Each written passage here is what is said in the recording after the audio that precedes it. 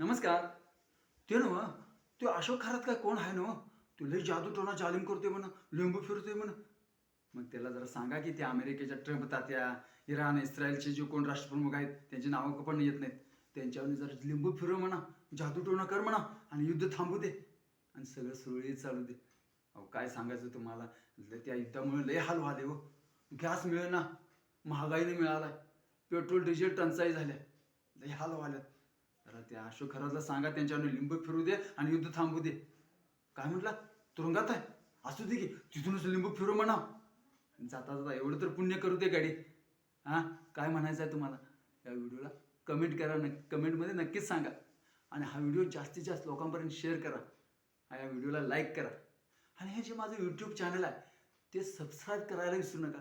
म्हणजे जेव्हा केव्हा मी व्हिडिओ बनवेल त्यावेळी तुमच्यापर्यंत लगेच पोचतील. काय? धन्यवाद.